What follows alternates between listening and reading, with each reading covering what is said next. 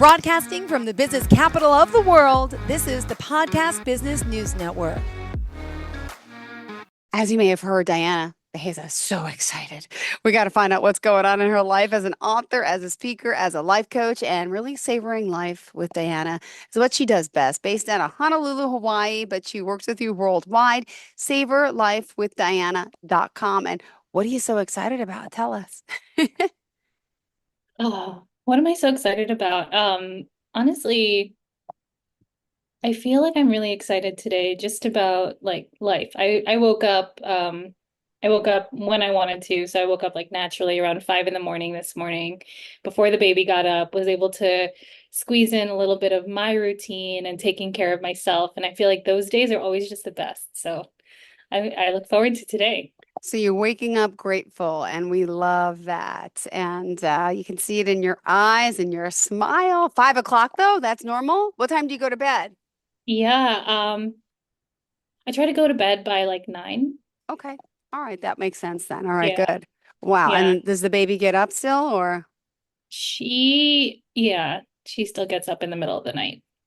for how long? I don't know. I, I just like I nurse her and Go I back fall to back to bed. sleep. Yeah. Beautiful. All right. Mhm. Well, we're That's all. talking today I don't about bother like measuring it at all. got it. Good for you. Well, it serves you well. Is success failing you the real reason why achievement feels so empty? You're working with us on that today. Before we get started, though, tell us a little bit about your work as a performance coach and what it is that you do. Yeah, so I help high achievers who want to achieve peak performance, but at the same time, they need to manage their stress. They want to avoid burnout. They want to increase their focus and their productivity, and they don't want to sacrifice their health just to achieve more success. And I offer like all sorts of different strategies and solutions to help do that. All really rooted in like different forms of science, technology, um, but all that really lead back to living in this way that's far more authentic and true to like what we want. Got it. Well, what about success failing you? You mentioned that there's some real reasons behind this why sometimes achievement feels so empty. Like you think you want it, you get there, and then what happens? Yeah. Well, I'm curious, Jill, if you've ever felt that way. It's like you had this goal that you want to achieve, right? I know I have. Like I have a goal that I want to achieve, and I'm Yep. like so like laser focused on achieving this goal. I get to the finish line, and you've built up the finish line so much in our head, right? Like we're so excited to get there. We finally get there, and it's like crickets. Like it's so anticlimactic. It's not exactly what we expected. We just find ourselves like maybe thinking about the next goal or almost like forgetting to Okay, give ourselves the opportunity to like it's celebrate. the Miley Cyrus song. It's the climb.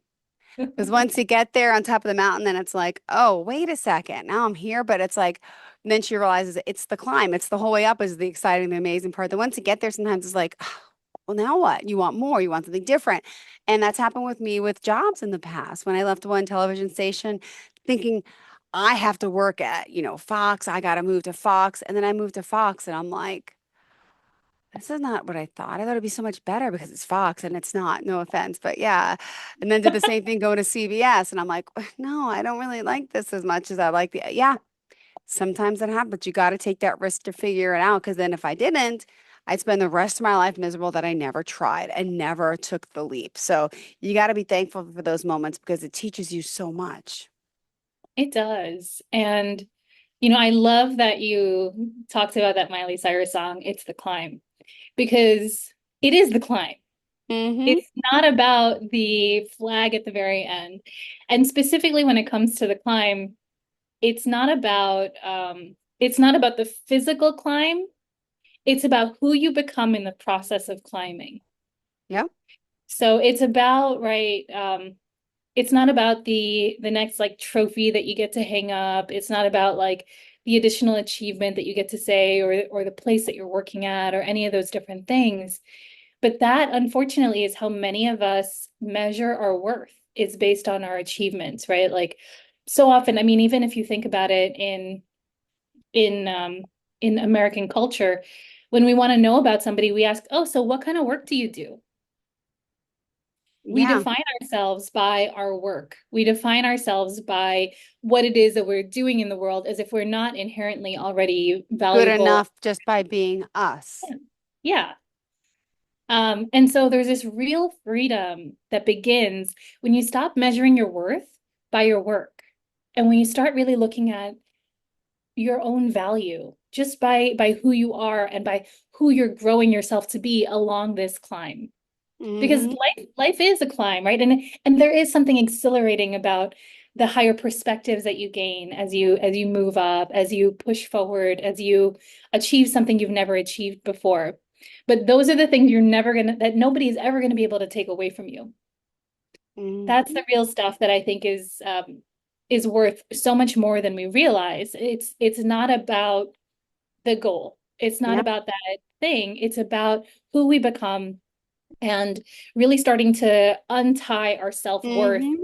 from our work. But the reason that many people do this, Jill, is because we were kind of conditioned as kids, right? Like we saw other people who were only valuable because of what they've achieved, right? Or different things like that. Or, we just see Yep. it in our society as the stuff that we value. Even with my daughter, you mentioned she's 18 months old, and I can feel myself like concerned about her milestones, right? Like as a little kid, like, oh, is she meeting her milestones in time, right? Is she doing the things that she needs to be doing at Right. her age, right? And the truth is, like, wherever she's at it, she's great. She's inherently worthy. It doesn't matter what she quote unquote achieves or not. And Yep. same for us. We we've found this way though for ourselves of noticing that in our world and noticing that in the way that we relate with the world, what we do, what we've achieved matters. And Yep. there's a lot of work that we ourselves need to do to unpack that thinking. So we're not stuck in that way of thinking, because that's the reason that the achievement feels so empty, because it's not about the external thing. It's about the internal growth. It's about who we become. It's about the way that we grow, the insights we gain, the perspective we gain. Yep. Now, you've done this. Can I ask you personally, what has been your climb that you realize maybe wasn't the best or there wasn't everything that you wanted, shall I say? Um, I mean, I feel like I've lived many climbs. I feel like I feel like life is a perpetual climb if you allow it to be. There's always an opportunity to keep climbing. I think Hmm. some people end up getting stuck or plateau. But I would say probably like the most rewarding climb right now has been the decision to be a mom. Because I Yeah. knew early on in the process, I was pregnant when I received divorce papers. Um, I knew that I was going to do it solo. And at first I didn't want to. I didn't want to. I wanted, I thought about giving up Hmm. in all forms of the word, like giving up life. Yeah. Um, And so the choice to choose life, to choose my life, to choose my daughter's life felt terrifying. It was like, I don't know how to do this. I don't know how I'm going to become this person that I want to become. I don't know how to be I don't know how to be a mom. I don't know how to be a single mom. They say Yep. motherhood is hard enough. How am I going to do this alone? Hmm. But it led to me really saying, okay, like if I'm going to go through this, I'm going to grow through this. I'm not Hmm. just going to allow this to happen to me. I'm going to make sure that this happens for me. And I feel like I've gone through the most profound growth in the last 2 years. My family has grown so much closer. I feel like there's been this profound healing in our relationships. I feel Beautiful. like a deeper sense of fulfillment. Yep. When we talk about like achievement feeling empty, yesterday I was walking with my daughter, and I was holding her hand, and I just like I felt like overwhelmed by this feeling of like, wow, this is the moment. Looking down at her, like, her little hand like in mine and her little feet pattering Get away. And I was it. like, this is the stuff life is made of. Yep. And these are the moments that are just so important, the real things that are important. But before kids, we thought other things were important. And then it's like, what? Yeah. I wish we all had that wisdom, right? At a younger age. It's something no one could tell you, no parent could tell you, share with you. You have to walk in the shoes. You got to walk in the path, right? Yeah. Well, But I thank you think for also you have to want to, mm-hmm. because for a long time, I didn't want to be a mom.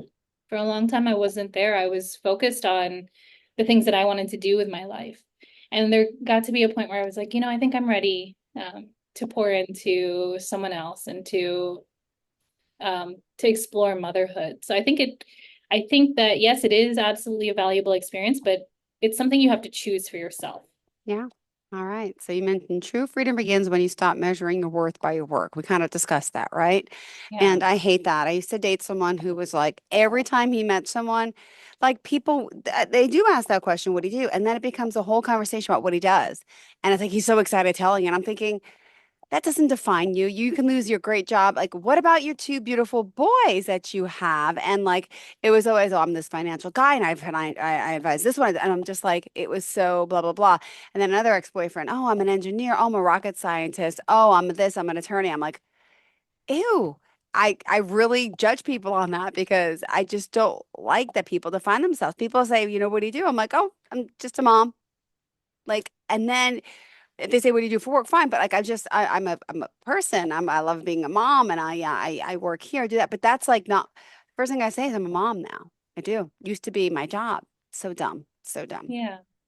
Well, I love that that's the way that you identify, but I think it's like a mask that A we lot of learn to put us. Yeah. on Mm-hmm. in society because the people around Yep. us, they think, oh wow, you're in finance. Oh wow, you're a rocket scientist. Oh Oh, wow, you're a you're an chef. engineer. Yeah. Yeah, like they start to think something about you based on what it is that you share about yourself. And then you start to think, oh wow, this person thinks I'm important. This person thinks this about me. And the truth is that none of that stuff really matters. Like when, I talk a lot about like my experience on 9/11 and how it became just so clear to me that day that all the stuff I was caught up in didn't matter. Yeah. I was thinking I was a senior in high school, went to Stuyvesant right downtown in New York City.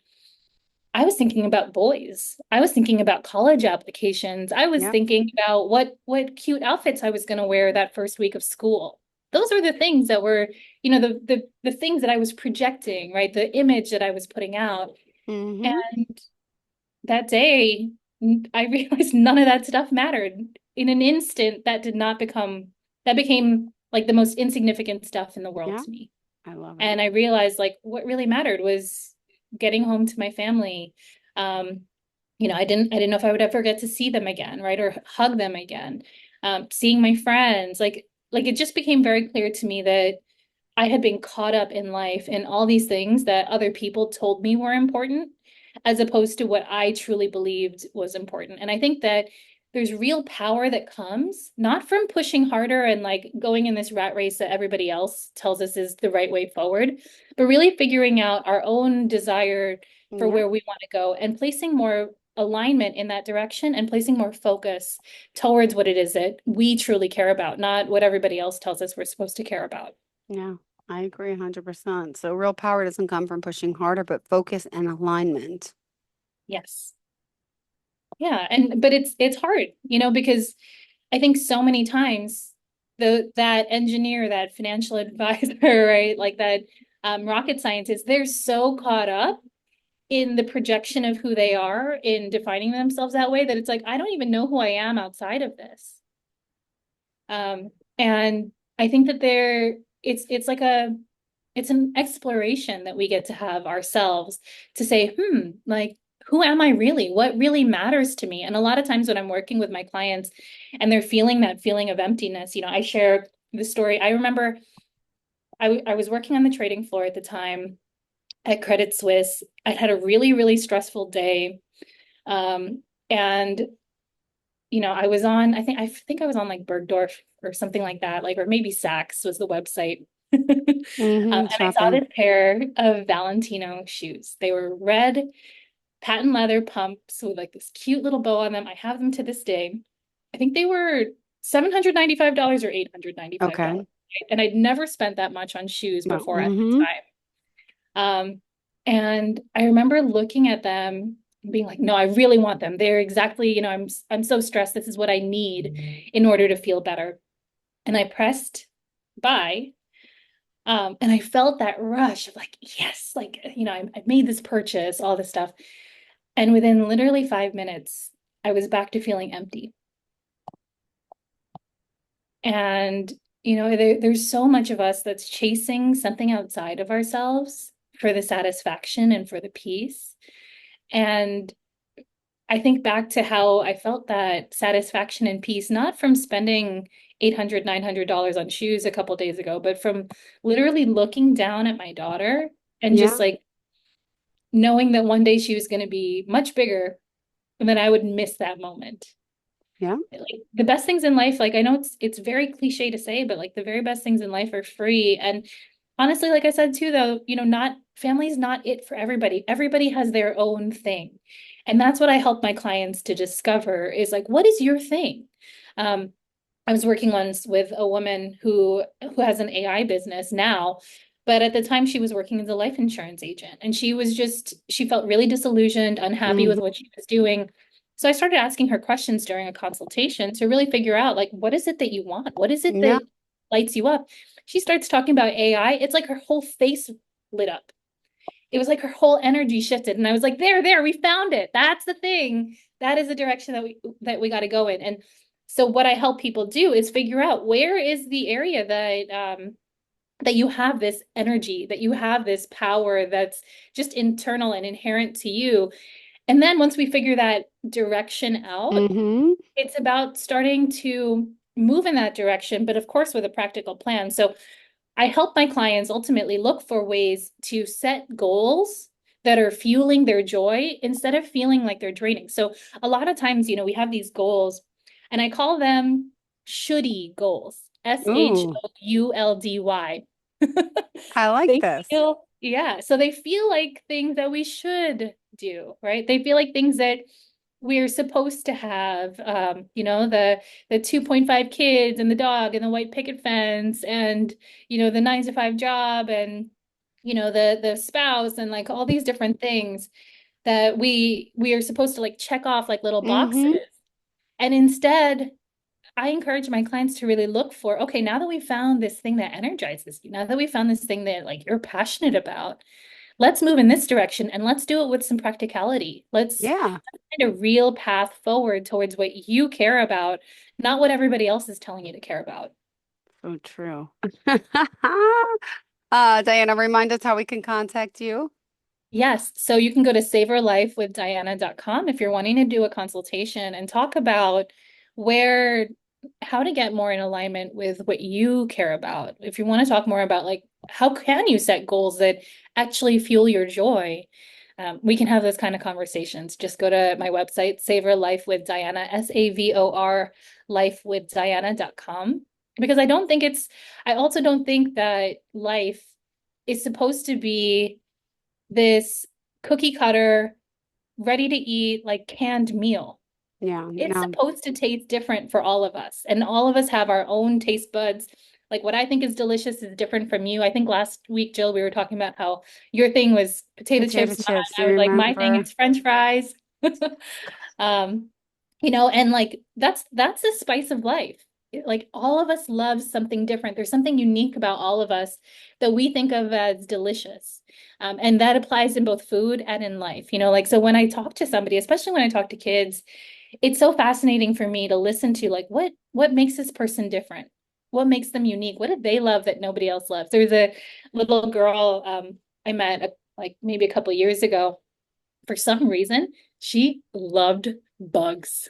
And I was Really? just like, wow, like I've never met somebody who loves bugs, you know? Yeah. Uh-huh. And of course we have different loves through our life, different passions, but I was like, wow, this is so cool. Like I've never met somebody who had that passion. So um when I get to have these conversations, these consultations with people, it's such a joy for me to help them figure out what makes them passionate. What do they love? What makes them light up inside?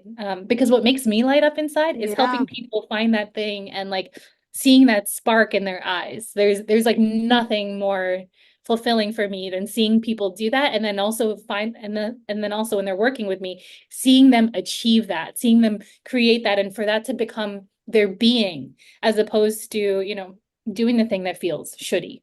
Yeah, I get it. All right. Well, also, it's so true. Just to point out, on your list of things to do today, you were talking about the setting the goals as well. So you Mhm. mentioned fueling your joy instead of sucking the life out of it and draining it. Yeah. Yeah. Um, yeah, and I think it does come from that first figuring out what energizes you. So I think back to when I worked on Wall Street, and I would work really long hours, which is very common, 6, 7 days a week. Um, 12, 14-hour days was like a very, very normal day for me. I would come home at the end of these really long days, and I would turn on the oven and I would cook. I would bake. And I remember when I was at this point, this like crossroads in life where I was like, what should I do? It was right around the time of the global financial crisis. Everyone was losing their jobs. And so I was thinking, okay, if I lose my job, what Yeah. happens next? Mm-hmm. Um, and I thought to myself, okay, well, maybe I should go work at a hedge fund. Maybe I should go back to business school and get my MBA. Maybe I should work for an investment firm. Like where, maybe I should look for another bank to work at. And I heard this voice inside that told me, well, if you go back to school, it's going to be culinary school. And that made zero sense. Let's like just being practical, right? That made zero sense in terms of the life trajectory. I'd already gotten my bachelor's in business, like I had this job. It made zero sense in the world, but it also made perfect sense because Mm-hmm. I realized like, yeah, I have this like Maybe. this this fountain of energy that comes when I'm pursuing this passion and doing what it is that I really love. Like Yeah. like I have like unbounded passion and love for this. So for high achievers, instead of putting ourselves in a box, instead of pursuing what everybody else wants us to do, we can trust in the knowledge that, you know what, I'm a hard worker. I'm smart, I'm intelligent. I have this stick-to-itiveness to achieve extraordinary things. So even in a field where I was going from six figures easy to $10 an hour, I was like, I know I can thrive here. I know I can set myself apart and do a great job. And I did. And I did really, really well in the financial industry or in the culinary industry until I burned out, which is how I do the work I do now, really with helping people pursue that passion, but not get to the point of where they burn out and where their health is compromised. So I help people now create that balance, and that's like this additional layer of nuance that I get to add into the work that I do. Um, but yeah, so like for me, realizing that, going through that process of becoming a chef, like I loved it. Yeah. It was such a passion for me. It was something that I really loved. Um, and I'm glad I got to do that work, and I'm glad that I got to experience the burnout because now I get to find a new, different kind of passion and Yeah. purpose and fulfillment. Oh, well, thank you. It's exciting that you're here and always love that on those days you wake up feeling so inspirational. And look, you got to do your show today, which is inspiring, and you have extra pep in your stride today, which is good for someone who Yeah, got her sleep, who's a good mama, who's a hard worker, who found her place in this world. I love it. Do you still like cooking? I do. So when I got very burned out, for a long while, I lost it. I lost my love for cooking. And that's why for me, I want to help so many people avoid the burnout because I don't want them to lose Yeah, what they're passionate about. The good. good news is it does eventually come back. It took me about like 5 years before I was ready to really like embrace cooking in a new way. And now I get to combine it into my retreats and into my events. Cooking and good food is always a definite part of the events that I do, especially Oh, in person. But yeah, like it is something I still love to do, and it's actually something I really love to do with my daughter. So she actually I helped her, of course, but she made chicken tikka masala with me a couple of days ago, where she's oh, like making the sauce herself, of course under supervision, and I really just do it at whatever her level of development is. And at 18 months, you know, she can mix with a spoon, she can taste foods, she can, I use this little like chopper that she can actually chop foods up with. She gets to be like a real part of the cooking process. And so getting to experience life with her, teaching her how to love food as well is just such a joy. Perfect. Well, thank you for being here. How do we reach you? Savor Life with Diana. You can look that up on Instagram, YouTube, TikTok, Facebook. That's SAVOR Life with Diana, or savorlifewithdiana.com. Perfect. Thank you so much. I hope you have a fantastic day, and we shall speak again next week. Yes, love it. Thanks, Jill. Thank you. Bye-bye. Are you looking for even more of the podcasts and hosts that you love? The Podcast Business News Network is proud to announce that you now have even more ways to listen live. Check out the MyTuner Radio, online radio box, and Simple Radio apps on iOS and Android, or find us online. Search for Business News Network on mytuner-radio.com, or search Podcast Business News Network on streama.com and onlineradiobox.com/US. Take your podcast on the go and don't miss a minute of the action.